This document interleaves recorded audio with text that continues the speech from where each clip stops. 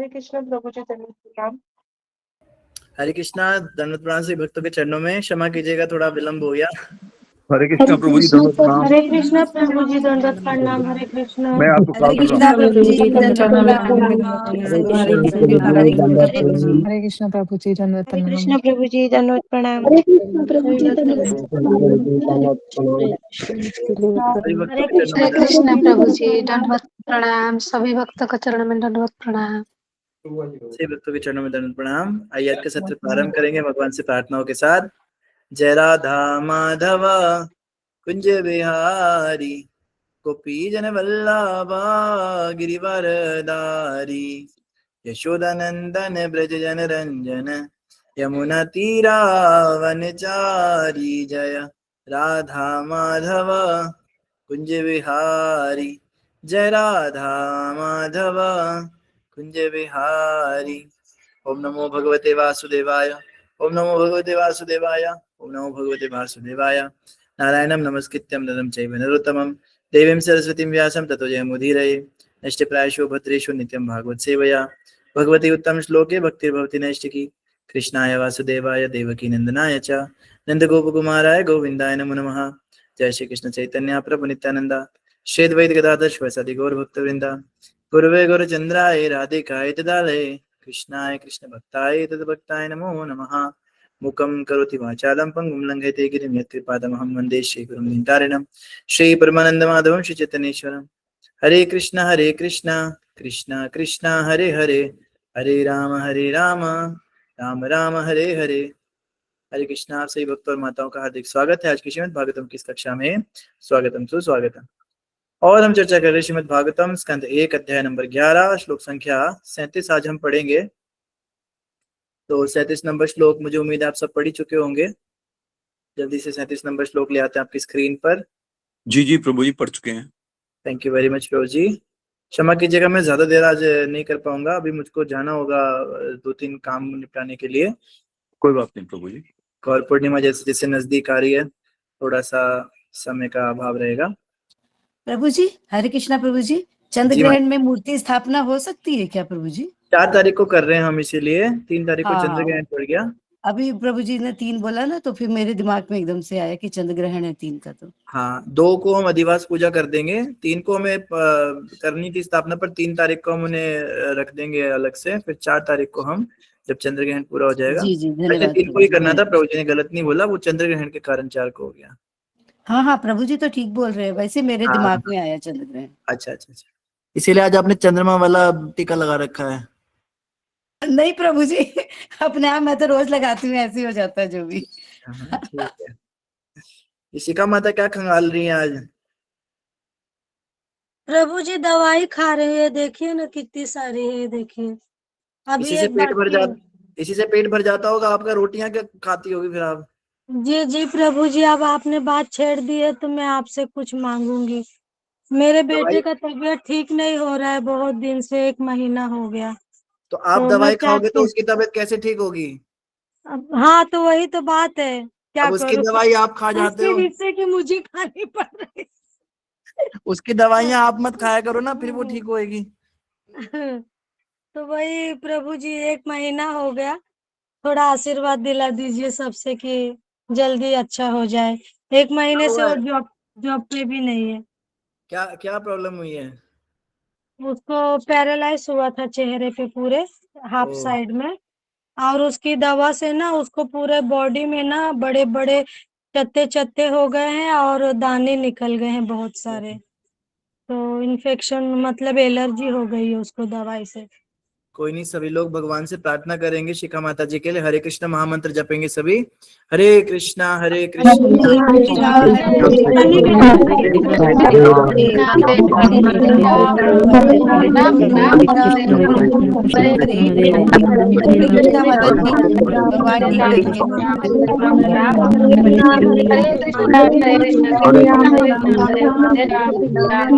कृष्णा कृष्णा हरे हरे, हरे राम राम। हरे कृष्णा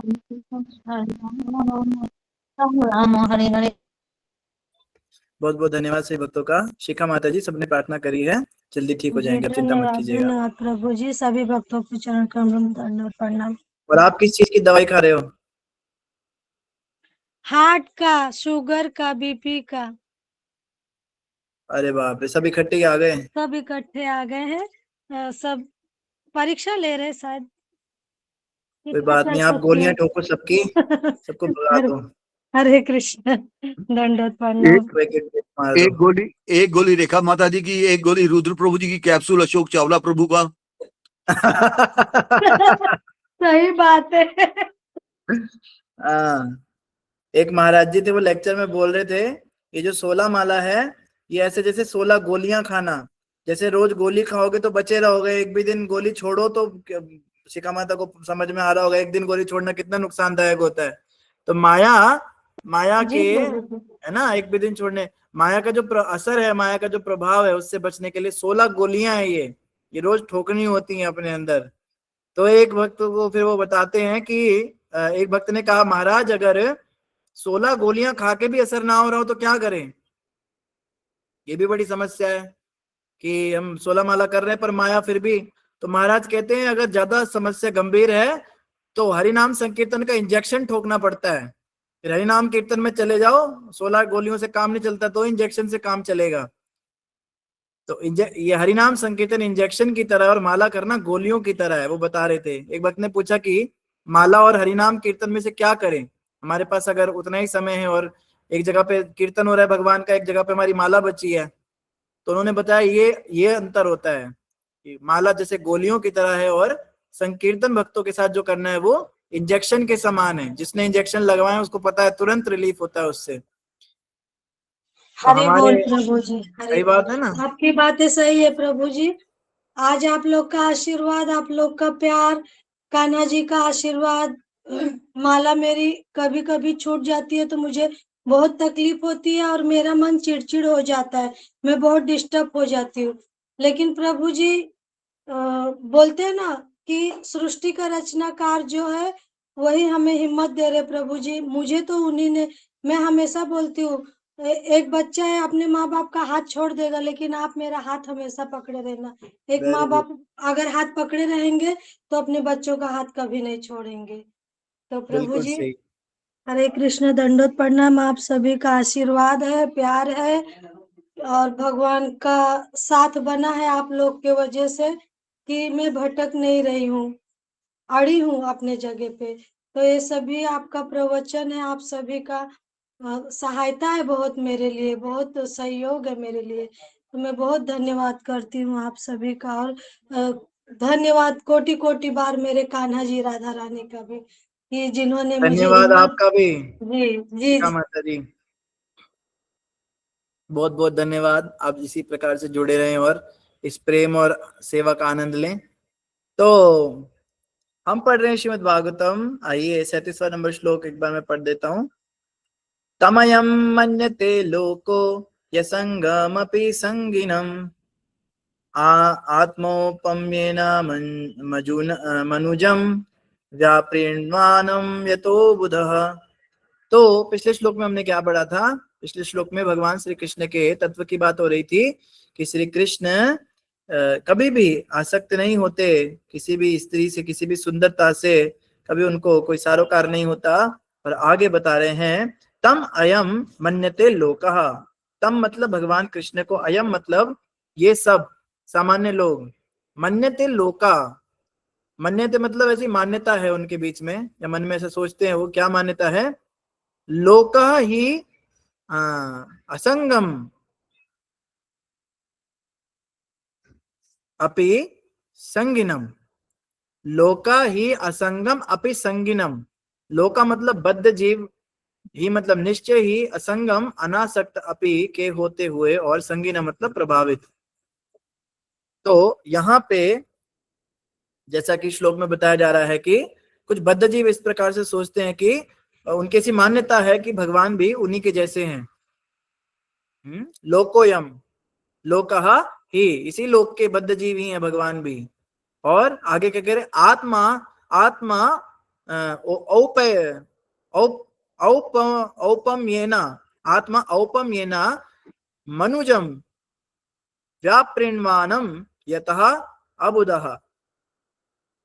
आत्मा मतलब स्वयं अपने साथ तुलना करके, मनुजम मतलब सामान्य मनुष्य, व्याप्रीणवानाम मतलब लगे रहकर, यतः क्योंकि, अबुधः अज्ञान के कारण, मूर्ख। बुधा मतलब होता है बुद्धिमान और अबुध मतलब अज्ञान, मूर्ख। मूर्ख क्या करता है? सामान्य भौतिकवादी बुद्धिजीव सोचते रहते हैं कि भगवान उन्हीं में से एक हैं। अपने अज्ञान के कारण वे सोचते हैं कि पदार्थ का भगवान पर प्रभाव पड़ता है, भले ही वे अनासक्त रहते हैं। ये श्लोक बहुत ही इंपॉर्टेंट है उन लोगों के लिए जो ये कहते हैं कि श्री कृष्ण तो हमारे ही जैसे थे, उनकी इतनी पूजा क्यों करते हो, इतनी भक्ति क्यों करते हो। कृष्ण के विषय में कई लोग ऐसी धारणा रखते हैं कि वो अजोनी नहीं है। अजोनी का मतलब होता है जो किसी जोनी में नहीं आ सकता, माता के गर्भ में नहीं आ सकता। तो ये तो मनुष्य जोनी में आ गए, तो अजोनी कैसे हो गए? तो उन लोगों को क्या कहा गया? अबुदाहा, मूर्ख लोग इस प्रकार की बातें करते हैं क्योंकि श्री कृष्ण हम में से एक नहीं है। जैसे प्रभुपाद जी जेलर का उदाहरण देते हैं बार बार। एक जेलर अगर किसी जेल में चला जाए तो मूर्ख कैदी सोचते हैं कि देखो अब तो जेलर भी हम में से एक हो गया, इसको भी मार पड़ेगी, इसको भी सूखी रोटी खानी पड़ेगी, इसको भी चक्की पीसनी पड़ेगी। लेकिन जेलर जेल में रहता जरूर है, कैदियों के बीच में रहता है, और हो सकता है वो इतना करुणामयी हो, इतना दयामयी हो कि वो कैदियों का ही भोजन भी कर ले, थोड़ा बहुत वो मार भी खा ले और चक्की भी चला ले उनके साथ में। लेकिन इसका ये मतलब नहीं है कि वो कैदी बन गया। ये उसकी करुणा है, ये उसकी कृपा है उन कैदियों पर कि वो उनका जीवन जीकर उनके बीच में प्रचार करने आया है कि देखो भाई, जेलर बनकर आता तो शायद तुम मेरी बात इतना ध्यान से ना सुनते, लेकिन मैं तुम में से एक बन के रह रहा हूं, तुम्हारे जैसे कपड़े पहनता हूं, अच्छी बात नहीं है, सुधर जाओ, अपने अपराधों को, जुर्म को छोड़ दो और अच्छे नागरिक बन के बाहर निकलो। तो इसी प्रकार से भगवान कृष्ण वैकुंठ से, गोलोक धाम से आते हैं और इस संसार में आके प्रचार करते हैं। लेकिन मूर्ख लोग क्या सोचते हैं कि श्री कृष्ण भी हमारी तरह ही हैं, वो भी पैदा होते हैं, वो भी मरते हैं, और पदार्थ का उन पे प्रभाव पड़ता है। पदार्थ मतलब भौतिक सुख दुख काम क्रोध लोभ, ये सब भगवान को भी हर्ष विषाद सब होता है। कृष्ण भी हंसते हुए दिखते हैं, कृष्ण भी रोते हुए दिखते हैं, कृष्ण भी गुस्से में दिखते हैं, कृष्ण भी सुख में दिखते हैं। तो मूर्ख व्यक्ति क्या सोचता है? अबुधा, अबुधा सोचता है कि भगवान भी कभी सुखी हो रहे हैं, कभी दुखी हो रहे हैं, तो ये भी प्रकृति के नियंत्रण में है, प्रकृति के 3 गुणों के अंदर है। और ऐसी बात मत सोचिए कि मूर्ख शब्द किसके लिए कहा? अबुधा आपको लगे नास्तिकों के लिए कहा गया है? नहीं नहीं नहीं नहीं, बड़े बड़े प्रवचन करने वाले, बड़े बड़े स्कॉलर, बड़ी बड़ी दाढ़ी वाले, बड़ी बड़ी जटाओं वाले, बड़े बड़े एसोसिएशंस बनाए हुए, जिन्होंने कितनी बड़ी बड़ी संस्थाएं बना रखी हैं, स्पिरिचुअल ऑर्गेनाइजेशंस, और उन लोगों की ये मान्यता है। आप समझ रहे हैं? ये मान्यता नास्तिक या शराबी या कबाबियों की नहीं है। शराबी कबाबी फिर भी भगवान को प्रणाम कर लेते हैं, उन्हें ज्यादा पता नहीं होता। लेकिन जो ये नास्तिकता के परिवेश में ये जो बड़ी बड़ी संस्थाएं खोल के बैठे हैं, जैसे एक संस्था है ब्रह्म कुमारीज, बहुत बड़ा नाम है उनका, उनके लिए शब्द आया कि अबुधा हैं, उनको मूर्ख कहा गया श्लोक में। क्यों? क्योंकि वो ये मानते हैं कि पदार्थ का भगवान पर प्रभाव पड़ता है।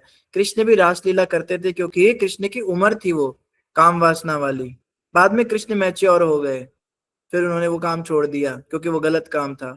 बचपन में चोरी करते थे क्योंकि अबोध बालक थे, पर उनका चोरी करना भी अच्छा। कृष्ण की निंदा तो नहीं करते ये लोग, निंदा तो नहीं करते, करते तो तारीफ ही है, लेकिन कृष्ण की तारीफ एक महान पुरुष या एक महान नायक की तरह करते हैं, उन्हें भगवान नहीं समझते। पार ब्रह्म परमेश्वर तो शिव बाबा है, और कृष्ण एक बहुत महान व्यक्तित्व थे। सदगुरु, सदगुरु का नाम आपने बहुत सुना होगा, जग्गी वसुदेव, इंग्लिश में बहुत अच्छे लेक्चर करते हैं वो। उनका आदि योगी शिव वाला उनका मेडिटेशन करोड़ों के हिसाब से लोग उन्हें फॉलो करते हैं, करोड़ों, लाखों नहीं करोड़ों।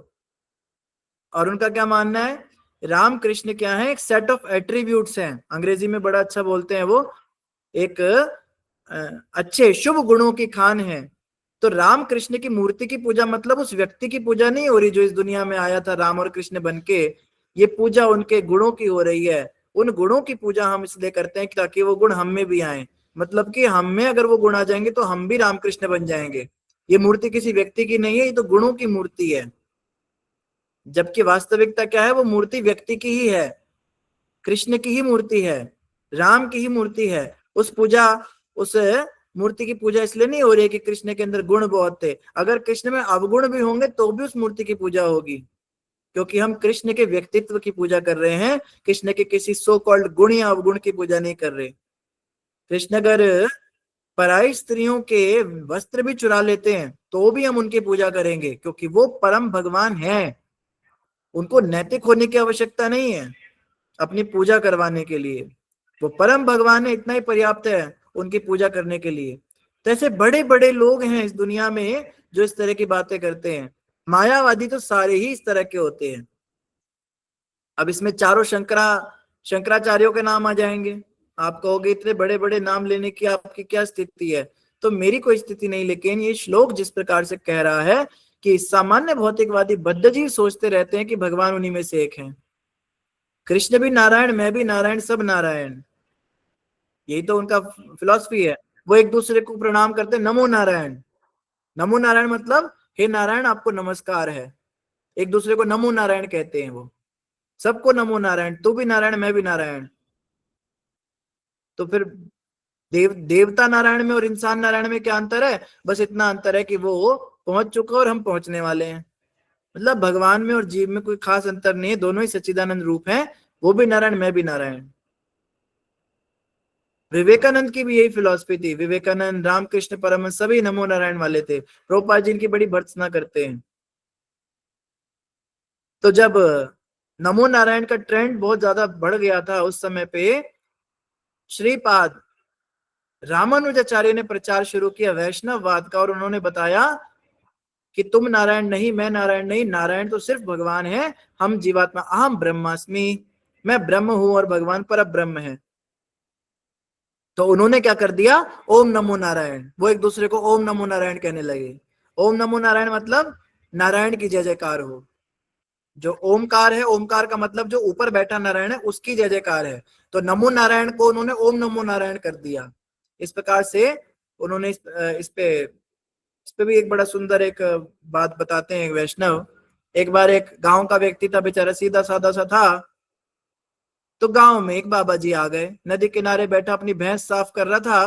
गुरुजी को देख के सोचा, अब गांव का व्यक्ति था, इतना तो उसको ज्ञान था नहीं, लेकिन इतना जरूर पता था कि कोई साधु दिखे तो उससे मंत्र लेना होता है, और उस मंत्र को जप के हमारी नैया पार हो जाती है। कुछ उसको इतना तो पता था। तो कहते ओ बाबा दंडवत, बाबा दंडवत, प्रणाम बाबा। कहते हाँ हाँ बेटा आजा, बेटा आजा। कहते बाबा मंत्र दो, मंत्र दो जपूंगा। तो बाबा मायावादी था। बाबा कहते हैं बेटा जप सोहम सोहम। तो जप रहे सोहम सोहम सोहम। अब बाबा को इतना तो था नहीं, मूर्ख को क्या बताएं सोहम का मतलब क्या होता है। बस बोला तो इसको जप, तेरा कल्याण हो जाएगा। ज्यादातर मायावादी सोहम का जाप करते हैं। सोहम सोहम, सोहम मतलब मैं वही हूं, मैं वही हूं। सो मतलब वह, हम मतलब मैं, अहम, सो अहम, मैं वही हूं, मतलब मैं ही भगवान हूं। तो अगर आप रात दिन जपेंगे मैं भगवान हूं, मैं भगवान हूं, तो आप भगवान बन जाएंगे, ऐसी उनकी मान्यता है। तो वो सोहम सोहम जपता जपता भैंस चराने लगा। उधर से एक दूसरे बाबा आ गए, वो नदी के दूसरे किनारे बैठे। उधर जाके ओ बाबा दंडवत, बाबा दंडवत, प्रणाम। कहते हाँ हाँ बेटा आजा बेटा। अब ये वैष्णव थे, ये सोहम सोहम जप रहा है। कहते हैं मंत्र तुझे किसने दे दिया? बोले उधर नदी किनारे एक बाबा, बहुत बड़ा चमत्कारी बाबा है, उससे मैंने मंत्र लिया। मंत्र ठीक है ना मेरा बाबा, कुछ गड़बड़ तो नहीं है? अब वो वैष्णव बाबा सोचे सोहम मतलब ये तो भगवान बनने की साजिश कर रहा है, भगवान बनने की इच्छा करना तो आसुरी वृत्ति, नरक जाएगा। लेकिन ये बेचारा मूर्ख है, इसको हम मैं सारे तत्व समझाऊंगा, इसको समझ में तो कुछ आएगा नहीं। तो उस बाबा की निंदा तो मैं कर नहीं सकता है, देखना जरा क्या मांगे। तो उस बाबा की मैं निंदा तो कर नहीं सकता। तो उन वैष्णव बाबा ने क्या कहा, उन्होंने कहा बाहर जाके बात कर ले, स्टील वाले दे दे डिस्पोजल नहीं तो उन बाबा को, उसने उस व्यक्ति को, उस बाबा ने बोला, वैष्णव बाबा ने, बेटा बाबा ने तुझे मंत्र तो बहुत अच्छा दिया, मंत्र बड़ा शक्तिशाली मंत्र है, लेकिन तू चाहे तो मैं इसमें और शक्ति डाल सकता हूँ। कहते हाँ बाबा डाल दो। वो बेचारा सीधा साधा था, डाल दो बाबा। तो उन्होंने कहा बेटा सोहम के आगे ना दा लगा ले, दा सोहम, ये जप और शक्तिशाली हो जाएगा। वो बेचारा सीधा साधा वो जप रहा है, दासोहम दासोहम दासोहम। दासोहम का मतलब होता है मैं प्रभु का दास हूं। पूरी फिलॉसफी बदल गई, सिर्फ एक दा लगा दिया। तो दासोहम जप रहे। वैष्णव बाबा कहते हैं हाँ बहुत बढ़िया, यही जपियो बेटा। अब वो दासोहम जपता हुआ वापस पहले वाले के पास आ गया। वो कहता है ये बेटा ये किसने तुझे दा किसने लगाया मंत्र में? कहते उधर एक परली पार दूसरा बाबा बैठा है, उसने मंत्र में और शक्ति डाल दी। ये बाबा समझ गए वो तो कोई वैष्णव बाबा लग रहा है, ये तो अपनी फिलॉसफी झाड़ रहा है, इसको तो मुझे पर ब्रह्म बनाना है। तो कहते बेटा वो पूछते बाबा ठीक किया ना मैंने, तुम्हारा मंत्र शक्तिशाली हो गया।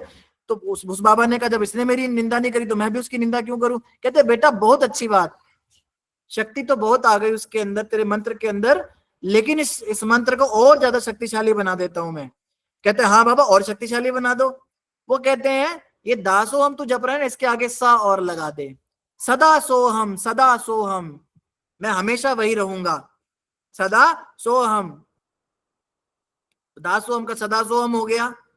फिर वो बाबा के पास गया, वो बाबा कहते हैं अच्छा और शक्ति डालता हूं मैं। वो कहते हैं एक और दा लगा दे, दास दासोहम। उसका दास भी नहीं, मैं उसके दासों का भी दास हूं, दास दासोहम। तो ऐसे वो बेचारा उसका मंत्र लंबा होता चला गया, वो बेचारा चला ही गया फिर वहां से।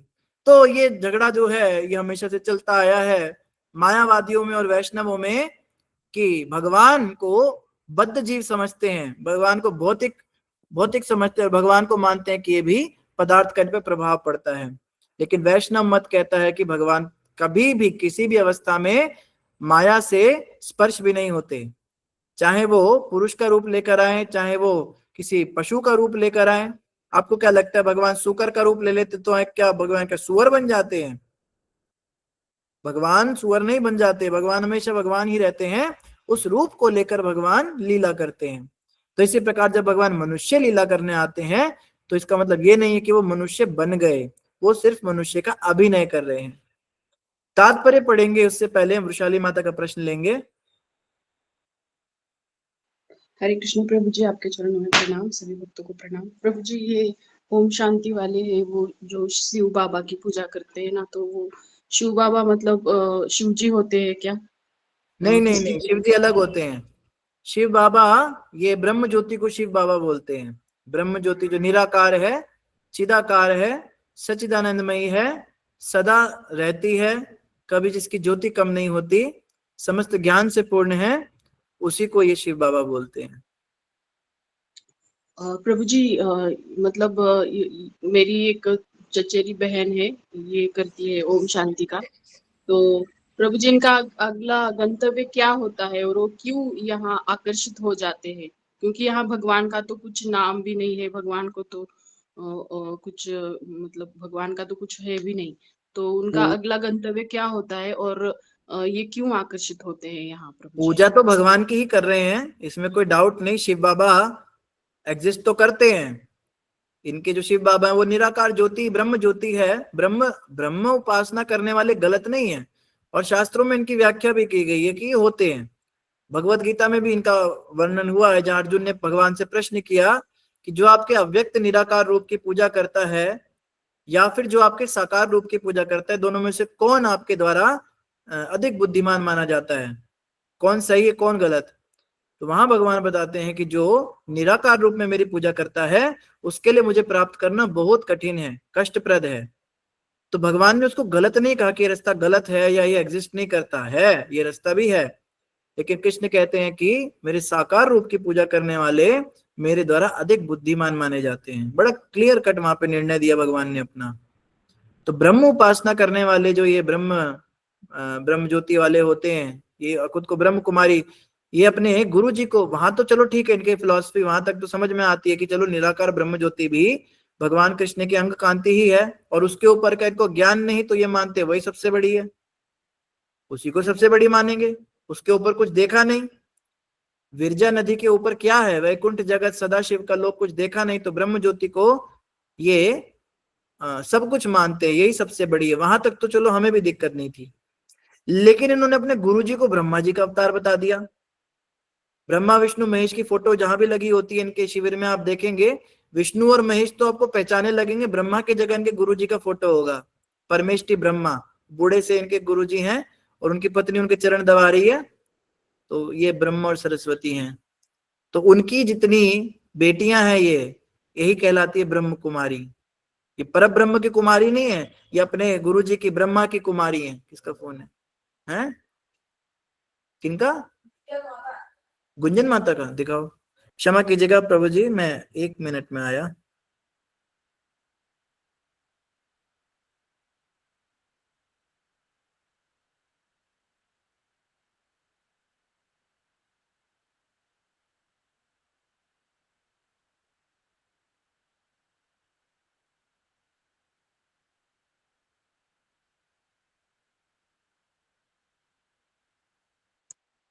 कोई हरे कृष्ण मोहम्मद का जप करेगा?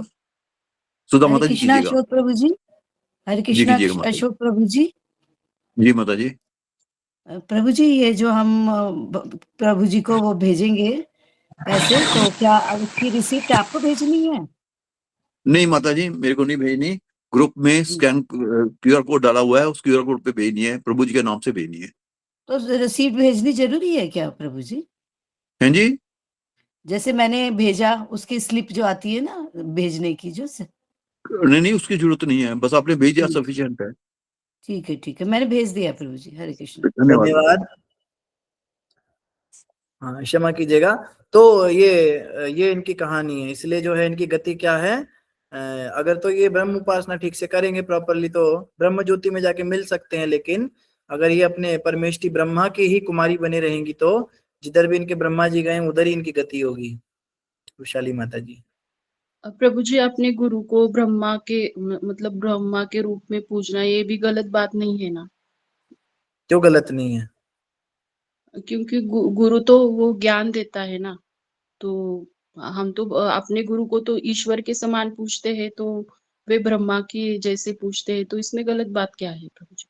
इसमें गलत बात यह है कि जब हमारे पिता हमारे घर पे नहीं है तो जो बड़ा भाई घर का होता है वही पिता की भूमिका निभाता है, लेकिन सर्टिफिकेट्स में कागजों में अपने बड़े भाई का ही नाम लिख देना हर जगह, यही मेरा पिता है, तो इसमें पिता ऑफेंड होगा या नहीं होगा? पिता के समान, पिता के समान उसका उसका उसकी रिस्पेक्ट करना अलग चीज है, लेकिन पिता की जगह उसका नाम ले लेना हर जगह ये गलत है। समझ रहे हैं? जी जी। हाँ, भगवान ये तो पता होना चाहिए ना कि ब्रह्मा ब्रह्मा जो है असली ब्रह्मा तो अलग व्यक्ति हैं और मेरे गुरुदेव एक अलग व्यक्तित्व हैं।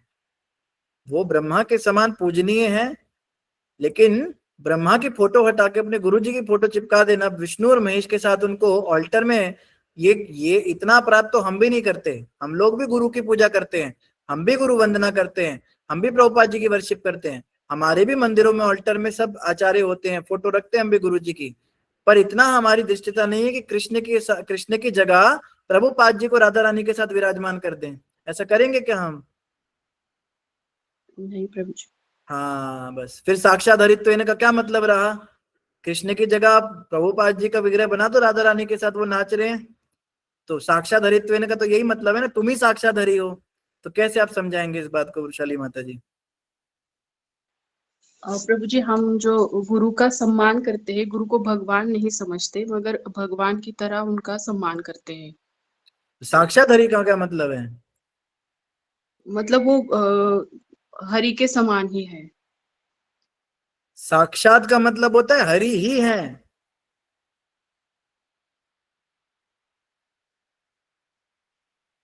जी। समस्त शास्त्रे गुरुर ब्रह्मा गुरुर विष्णु गुरुर देवो महेश्वरा, गुरु ही ब्रह्मा है, गुरु ही विष्णु है। तो जितनी फोटो है उसमें अपने गुरु जी का फोटो लगा दो। लक्ष्मी जी आपके गुरु जी के पैर चाप रही हैं, पार्वती माता आपके गुरु जी के साथ बैठी हुई हैं, हर जगह फोटो लगा दो। तो इसमें अपराध क्या है? अगर गुरु ही साक्षात ब्रह्मा है, गुरु ही साक्षात विष्णु है, साक्षात हरित्व है ना, तो इसको आप कैसे समझा सकते हैं? कोई और जी इसका जी, उत्तर दे सकते हैं अगर किसी के पास हो? जी ज्योति माता जी। हरे कृष्णा प्रभु जी, दंड प्रणाम। प्रभु जी, गुरु और गुरांग की कृपा से जितना प्रयास कर सकती हूँ वैसे बताने का प्रयास करती हूँ। प्रभु जी, साक्षात हरि जो आपने बताया वो तो सही बताया आपने कि साक्षात हरि वो स्वयं हरि हैं। और जैसे अगर हम ऑल्टर में प्रभुपाद जी की या गुरु महाराज जी की अगर हम पूजा करते हैं तो वो स्वयं हरि नहीं है, पर लेकिन वो एज अ ट्रांसनेंटल हैं, जैसे कि प्रामाणिक जैसे कि भगवान अपने पार्षदों को नीचे भेजते हैं प्रचार प्रसार करने के लिए, तो गुरु हमें भगवान का ज्ञान दे रहे हैं। तो हम इसलिए उनकी मतलब कि थोड़ा-सा इस तरीके से फ़ोटो कि उन्होंने हमें भगवान के बारे में बताया, भगवान का ज्ञान दिया और शास्त्रों के बारे में हमें बताया, तो जो चीज़ें हमें नहीं पता थी। इस तरीके से हम प्रभुपाद जी और गुरु महाराज जी का मतलब कि ऐसे पूजन करते हैं। आपने तो साक्षात हरित्व का खंडन कर दिया एक तरह से कि वो हरि नहीं है, वो तो ऊपर से पार्षद हैं, वो तो नीचे आए हैं, वो तो आचार्य हैं, उन्होंने तो भगवान का ज्ञान दिया। साक्षात हरित्व शब्द का आपने खंडन कर दिया एक तरह से ज्योति माता जी। प्रभु जी, आप ही बता दीजिए फिर। चलिए, आपने बड़ा अच्छा बताया, धन्यवाद। मैं ऐसे ही आपको घुमाया था। ललिता सुहासिनी माता जी बताएंगे। हरे कृष्णा प्रभु जी, दंडवत प्रणाम। प्रभु जी, मैंने ना सीनियर भक्तों से सुना था, तो बता रहे थे कि जैसे कि संसार में आज एक ये चर्चा बनी हुई है कि गुरु ब्रह्मा, गुरु विष्णु, वो गुरु को ही मान के बैठे हैं। लेकिन वो बता रहे थे वास्तव में गुरु वो है जो ब्रह्मा, शिव और विष्णु का हमें सही सही ज्ञान देते हैं, वो इसलिए गुरु है। यूं नहीं है कि वो ब्रह्मा शिव भी महेश बन गए हैं तो वो गुरु है। तो ये चीज प्रभु जी मैंने सुनी थी एक भक्त से, तो यही बताना था प्रभु। धन्यवाद माता जी। सीनियर भक्तों का यही आचरण होता है, वो अपना मत कभी देते ही नहीं, वो रेफरेंस दे देते किसी और भक्त का। तुम्हें गलत कहना है तो उसको कहो भैया मैंने कुछ नहीं कहा। तो सीनियर टीचर्स ऐसे होते हैं। ललिता माता जी का बहुत धन्यवाद। हाँ, प्रीति माता जी। हरे कृष्णा प्रभु जी, दंडवत प्रणाम। प्रभु जी, जो ये आप श्लोक बोल रहे हो गुरु ब्रह्मा, गुरु विष्णु, तो ये मायावादियों का ही श्लोक है, ये शंकराचार्य के अनुयायियों ने दिया है। तो मतलब ये सही नहीं है, ऐसा प्रभुपाद जी कहते हैं बहुत से तात्पर्यों में। तो प्रभुपाद जी भी कभी अपने आप को उन्होंने कृष्ण नहीं कहा, मतलब वो चाहते तो अपनी पूजा करवा सकते थे कृष्ण के स्थान पे। उनके शिष्य इतने ज्यादा उनके प्रति वो थे, शरणागत थे कि वो उनका हर कहा करते। लेकिन प्रभुपाद जी ने कभी भी नहीं कहा कि मैं कृष्ण हूँ। इवन कुछ उनके शिष्यों ने ऐसा कहा भी तो उनको सस्पेंड भी कर दिया उन्होंने इस्कॉन से कुछ समय के लिए, शायद न्यूयॉर्क की बात है ये। तो ये जो हमारे गुरु होते हैं वो भगवान नहीं होते, लेकिन शिष्य के लिए वो भगवान के समान ही होते हैं। तो साक्षात भगवान होना और भगवान के समान होना में अंतर है। जी प्रभु जी। चलो, गुरु और विष्णु वाले श्लोक को तो आपने स्थगित कर दिया, मायावादियों का श्लोक है। साक्षात हरित्व के भाषा में आपका क्या कहना है? साक्षात वही कह रहे हो ना प्रभु जी कि वो साक्षात नहीं होते हैं, वो भगवान का हमें ज्ञान देते, जैसा अभी ललिता माता जी ने बताया। तो लेकिन उनके शिष्यों के लिए वो भगवान के समान होते हैं, उनके समान ही वो उनका आदर करते हैं। परंतु मतलब गुरु जो है भगवान के स्थान पे अपनी पूजा कभी भी नहीं करवाएगा अगर वो सही गुरु है तो। प्रभु जी, क्वेश्चन क्या है? प्रभु जी, गुरु एक भगवान के प्रतिनिधि भी होते हैं ना, तो उस रूप में भी वो साक्षात हरि के ही समान होते हैं। तो साक्षात हरि का मतलब क्या है? जैसे हम कहते हैं, मान लो कोई कहे महाराणा प्रताप तो शेर थे, तो महाराणा प्रताप कोई मूंछों वाले और पूंछ वाले शेर नहीं बन जाएंगे उससे।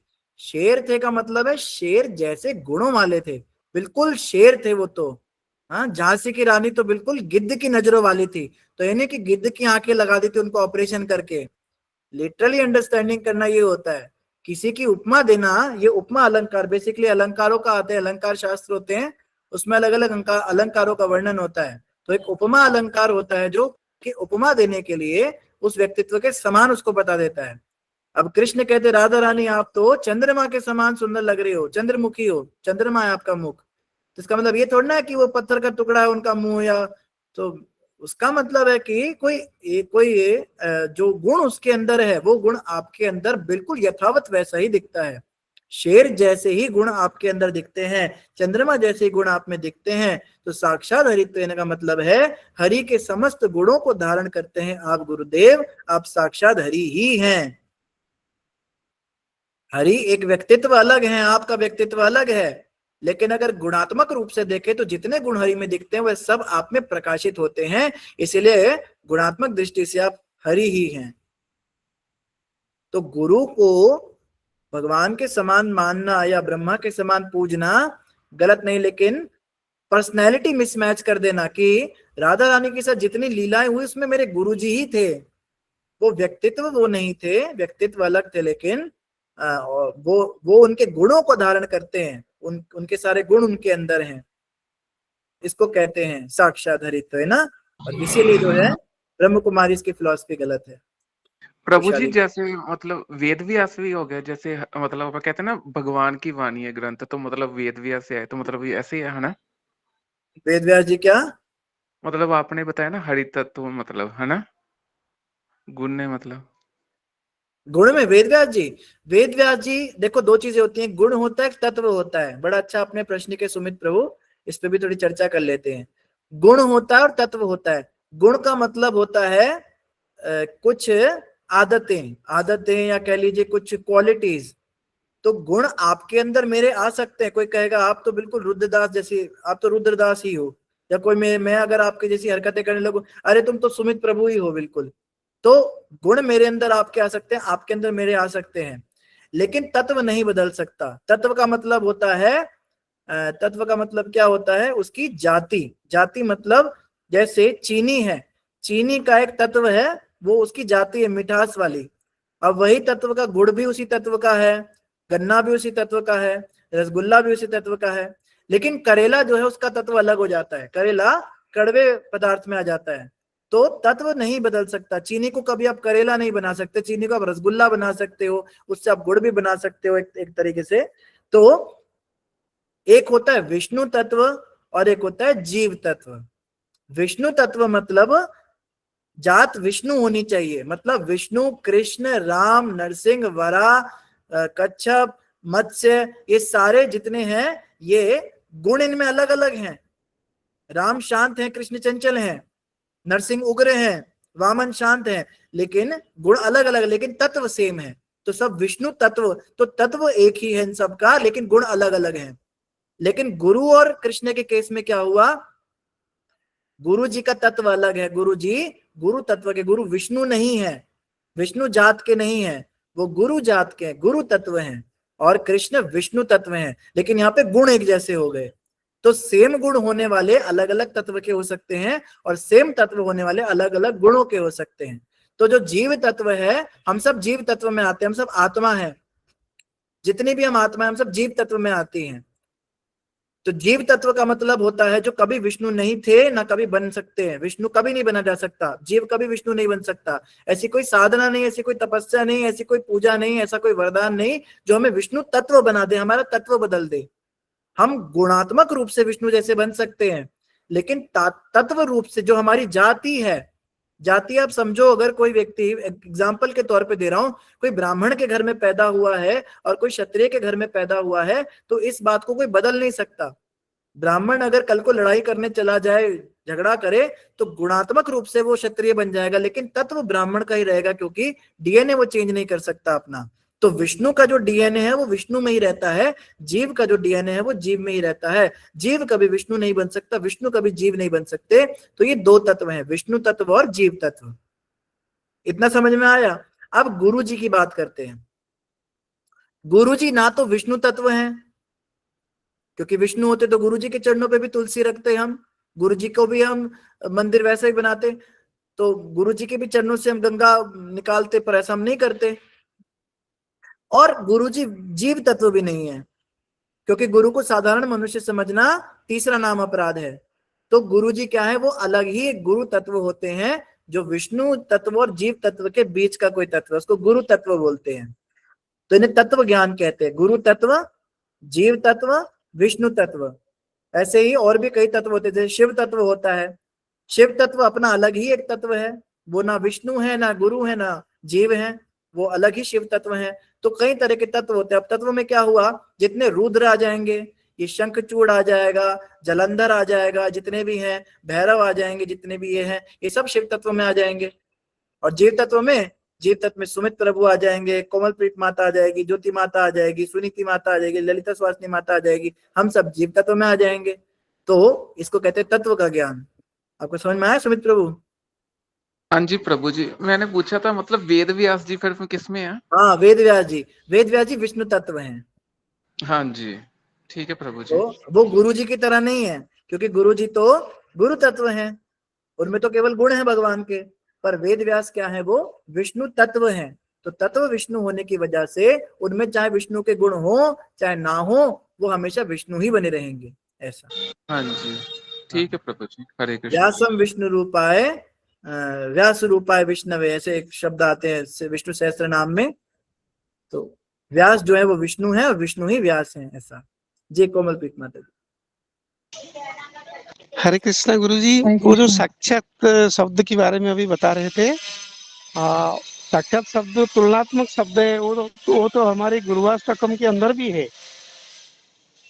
साक्षात धरित्वेन समस्त शास्त्रे उक्तस्तथा भाव्यत एव सद्धि किंतु प्रभुर्या प्रिय एव तस्य वंदे गुरु श्री चरणारविंदम। गुरु जी इसके बारे में भी थोड़ा बता दीजिए। हरे कृष्णा गुरु जी।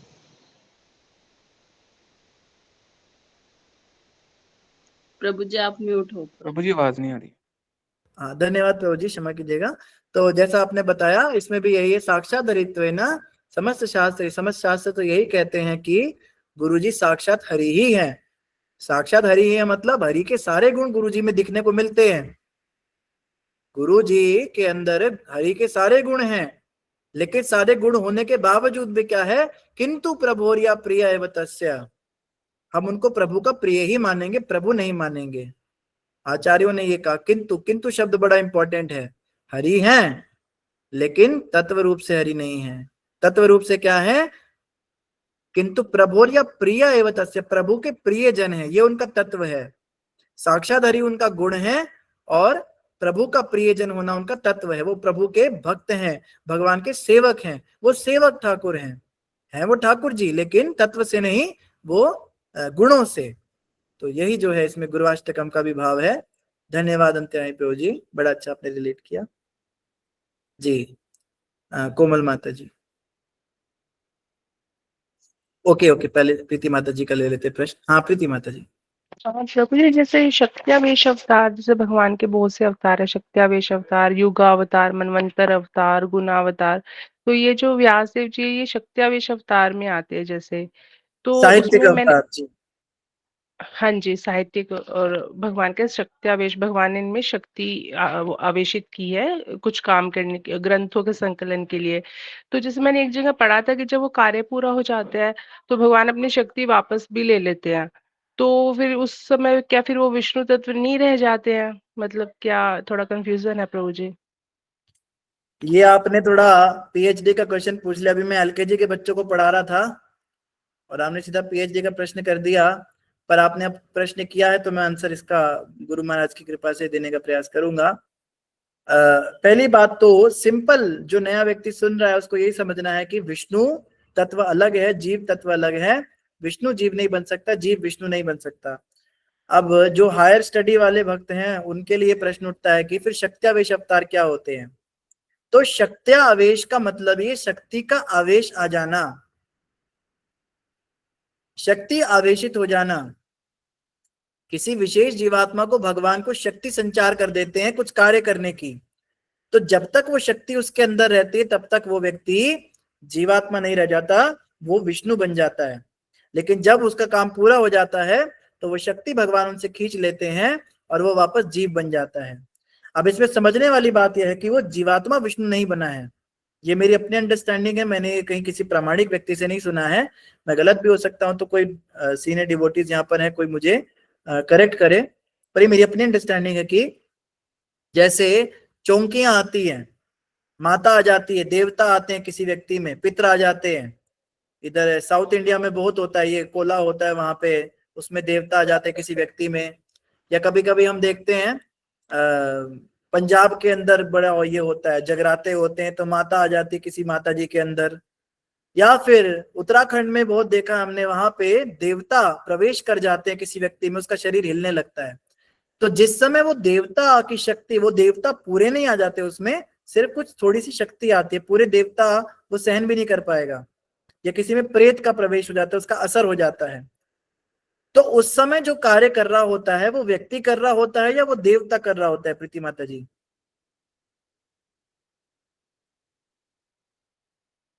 प्रभु जी व्यक्ति करेगा ना उस समय, तो वो सुधा माता के अनुसार व्यक्ति करेगा। नो सॉरी देवता करेगा प्रभु जी, देवता। देवता करेगा, सुधा माता जी के अकॉर्डिंग देवता करेगा। और बाकी लोग क्या कहते हैं, देवता करेगा या व्यक्ति करेगा? देवता ही करेगा प्रभु जी। उस समय तो देवता ही करेगा। देवता करेगा ना। जो प्रश्न पूछे जा रहे हैं उससे कि भाई हमारे परिवार में संकट क्यों है, तो जो उत्तर दे रहा है व्यक्ति, तुम्हारे परिवार में ऐसा हुआ था, ऐसा हुआ था, वो देवता बोलता है किसी व्यक्ति को। हरे कृष्णा, अंतर्यामी हरे प्रभु जी, कृष्णा आपका माइक। गुरु जी, हरे कृष्णा। हाँ, हाँ गुरु जी, जो सवाल आपने किया है, एक्चुअली वो व्यक्ति उस टाइम पे अपने काबू में नहीं रहता। अगर वो हाँ, अपना काबू में होता तो वो खुद ये काम नहीं करता कभी भी। बिल्कुल। लेकिन जो उसके द्वारा हो रहा है, वो जो शक्ति उसके अंदर प्रवेश किया है, चाहे वो देवता शक्ति हो, कोई कभी कभी आसुरिक शक्ति भी हो जाती है, हाँ, तो भूत वो प्रेत आ शक्ति जाते हैं। ही उसके अंदर वो कार्य करवाती है उससे। बिल्कुल, बिल्कुल हरे सही कृष्ण जवाब। गुरु जी, और धन्यवाद। प्रभु जी कभी कभी वो बोलती भी है, उसके द्वारा बोलती भी, उसकी आवाज बदल जाती है। आदमी होता है लेकिन औरत की आवाज में बोलता है, औरत है लेकिन आदमी की आवाज में बोलती है, तो वो शक्ति उससे कार्य करा रही होती है। तो एक्चुअली में शक्त्यावेश अवतार का मतलब होता है जीव आत्मा उस समय पे, जैसे अभी तो हम डोमिनेंट हैं शरीर के अंदर, हम डोमिनेटिंग हैं, हम ही कर रहे हैं जो कर रहे हैं। जैसे अंतर्यामी प्रभु ने कहा, हम होश में हैं, हमारा काबू है खुद पे। लेकिन जब वो शक्ति प्रवेश कर जाती है तो वो शक्ति हमारे थ्रू काम करती है। शरीर हमारा है पर तत्व विष्णु ही है। आप समझ रहे हैं, हमारे अंदर विष्णु तत्व है। शक्त्यावेश का ये मतलब होता है। तो शक्ति प्रवेश कर जाती है उस जीवात्मा के साथ में और वो कार्य करती है। और जब वो छोड़ के चली जाती है तो वो पहले भी जीवात्मा था, बीच में भी जीवात्मा था, बाद में भी जीवात्मा है। लेकिन जितने समय उसने वो कार्य किया, वो कार्य प्रैक्टिकली देवता ने या विष्णु ने किया। इसलिए जब हम उनकी मूर्तियों की पूजा करेंगे तो पूजा विष्णु तत्व की होगी।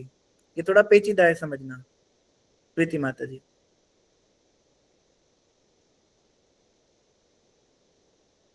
जी प्रीति माता जी जी, प्रभु जी, जी प्रभु जी, थैंक यू प्रभु जी। हरे कृष्णा। धन्यवाद। कोमल माता जी फ्री हुए? जी जी प्रभु जी, हरे कृष्णा। प्रभु जी, जैसे गुरु ग्रंथ साहिब में भी ऐसे बोला जाता है कि जो गुरु है वो भगवान के समान ही है। तो इसमें हम ऐसे भी समझ सकते हैं कि जैसे भगवान चाहते हैं हम गोलक धाम वापस आए, तो गुरु भी वही चाहते हैं कि हम भगवान के पास वापस जाएं। तो भगवान डायरेक्टली चाहते हैं, बट गुरु हमें वो नॉलेज देते हैं कि हम उस जगह पे पहुंच पाए। तो इस वजह से दोनों को समानता मिलती है कि एक दूसरे के बराबर माने जाते हैं। हाँ बिल्कुल सही, दोनों एक ही बात करते हैं। दोनों ही क्या कहते हैं कि भगवान के धाम में जाओ। लेकिन एक बात समझनी है हमें यहाँ पे कि गुरु और भगवान की वाणी में थोड़ा सा अंतर है। जैसे प्रभुपाद जी कहते हैं, Krishna says I am God and guru says Krishna is God. If guru says I am God तो he is not God, he is dog. Prabhupada ji ने बोला है उसके लिए। Real guru will never claim that he is Krishna, he will say that Krishna is God and I am the servant of God and I will make you also the servant of God.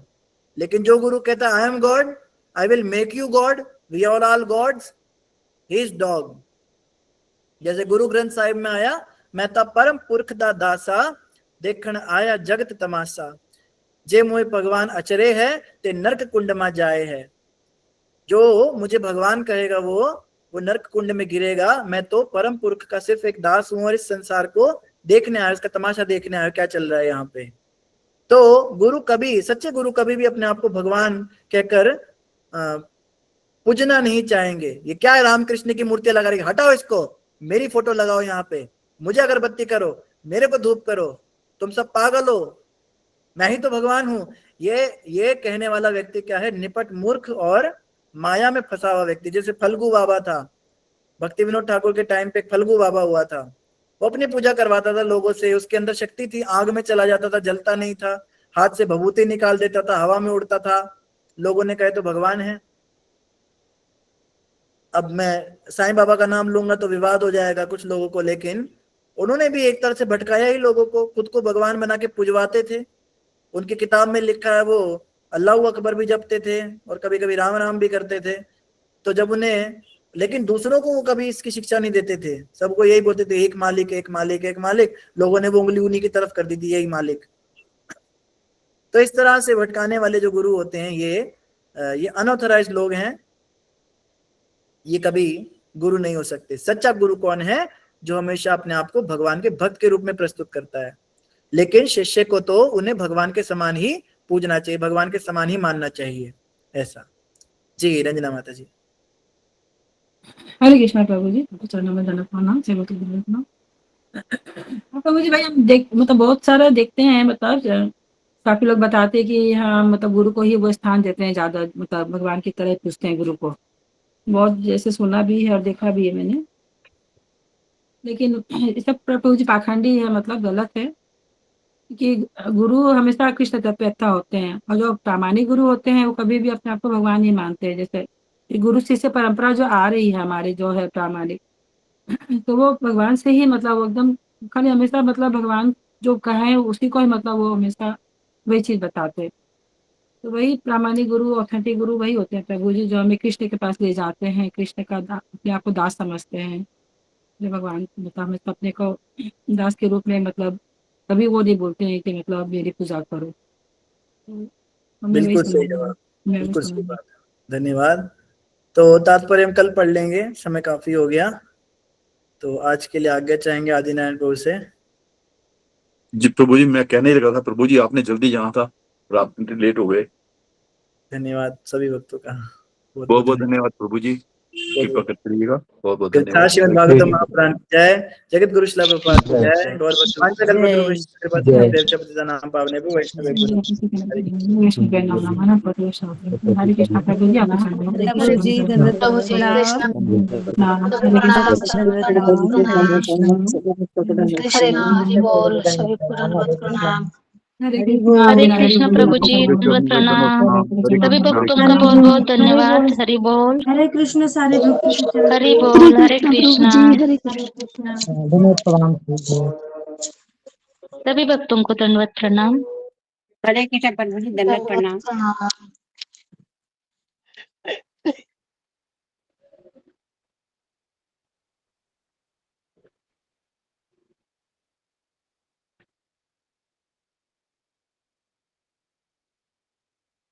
हरे कृष्णा प्रभु जी, दंडवत प्रणाम, सभी भक्तों को दंडवत प्रणाम।